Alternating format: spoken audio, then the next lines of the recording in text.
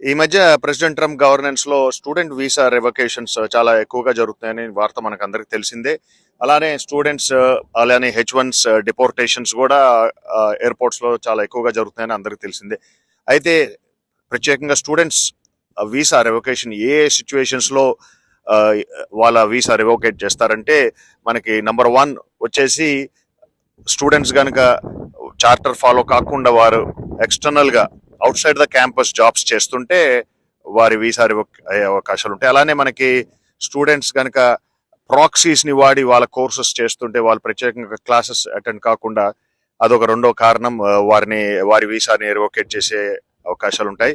And మూడోది వచ్చేసి వారి అటెండెన్స్ ఏదైతే ఉందో, కాలేజీలో ఇప్పుడు ప్రత్యేకంగా అటెండెన్స్ చాలా దగ్గరగా చూస్తున్నారు. కారణం స్టూడెంట్ వీసా మీద డిపెండెంట్స్ ని తేవడం జరుగుతుంది. ఎస్పెషల్లీ వారు గ్రాడ్యుయేషన్ టైంలో వారి పేరెంట్స్ ని కానీ వారి సిబ్లింగ్స్ ని కానీ తేవడం జరుగుతుంది. అయితే అది ఈ మధ్య కాలంలో మన భారతీయ సంతతి గల స్టూడెంట్స్ కానీ ఏషియన్ స్టూడెంట్స్ కానీ దాన్ని మిస్యూజ్ చేస్తున్నారు అనే ఒక ఆ కోణంలో కూడా అలాంటివి కనుక అవకతవకలు జరిగితే కనుక డిసిప్లినరీ యాక్షన్ కింద వారి వీసా కూడా రివోకేట్ చేయడం జరుగుతుంది అనేది తెలుస్తుంది.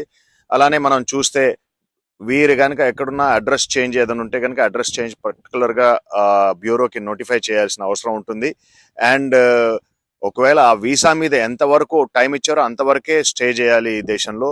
ఒకవేళ ఓవర్ స్టే చేసినా ఆ పరిధి దాటినా కూడా వాళ్ళు ఇల్లీగల్ ఇమిగ్రెంట్స్ కింద పరిగణిస్తారు. కాబట్టి ఒకవేళ ఐస్ కనుక రైడ్ చేసి వాళ్ళ వీసా స్టేటస్ ఇల్లీగల్ అని తెలిస్తే కనుక, ఓవర్ స్టే చేసినట్టు తెలిస్తే కనుక వారిని వెంటనే అరెస్ట్ చేసి డిపోర్ట్ చేయడం కనుక, మనకి ఈ చదువుకోవడానికి వచ్చే స్టూడెంట్స్ ఎవరైతే ఉన్నారో ఫాల్స్ డాక్యుమెంట్స్ ప్రొడ్యూస్ చేసినా కూడా వారి వీసా రివోకేట్ చేయడం జరుగుతుంది. అలానే వీరు కనుక ఒకసారి కోర్స్ కంప్లీట్ అయిన తర్వాత కరెక్ట్ గా స్టేటస్ అప్డేట్ చేయాల్సి ఉంటుంది.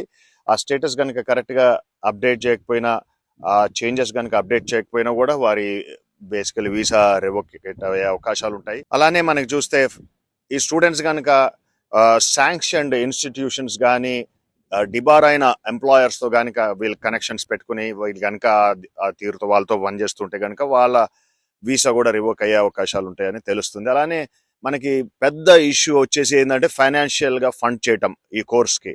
అయితే ఈ ఫైనాన్షియల్ గా ఫండ్ చేయలేని పరిస్థితిలో ఉన్నా కూడా వాళ్ళు వీసా రివోక్ అవుతుంది. ఎందుకంటే మనం చాలా మంది భారతీయ సంతతి గల వారు ఇండియా నుంచి లోన్లు తీసుకుని వస్తూ ఉంటారు. లోన్లు తీసుకుని వచ్చినప్పుడు ఇక్కడ టైమ్లీ కనుక ఫండ్ చేయలేని పరిస్థితిలో ఉన్నా, అలాంటి పరిస్థితి ఉన్నా కూడా వాళ్ళు వీసాని రివోక్ చేసి డిపోర్ట్ చేయడం జరుగుతుంది.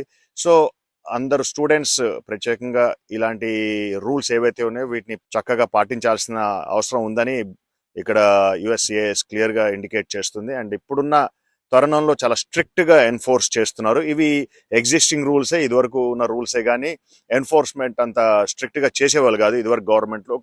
ఇప్పుడు ఈ యొక్క రూల్స్ ని పక్కా ఎన్ఫోర్స్ చేయడం జరుగుతుంది. సో దీన్ని దీన్ని దాటి కనుక ఎవరన్నా ఇల్లీగల్ యాక్టివిటీస్ కానీ మాల్ ప్రాక్టీసెస్ కి పాల్గొన్నా కూడా వాళ్ళని జైలు చేసి వాళ్ళని డిపోర్ట్ చేయడం జరుగుతుంది. సో ఆల్రెడీ మనం కొంతమంది అలా డిపోర్ట్ అయిన ఉదంతాలు మనం చూసాం. కాబట్టి అందరూ అప్రమత్తంగా ఉండాలని ఇక్కడ యుఎస్సిఏఎస్ కానీ అలానే ఇక్కడున్న పెద్దలు కానీ సూచించడం జరుగుతుంది. Venkat Malkutla, TV9, Dallas, Texas.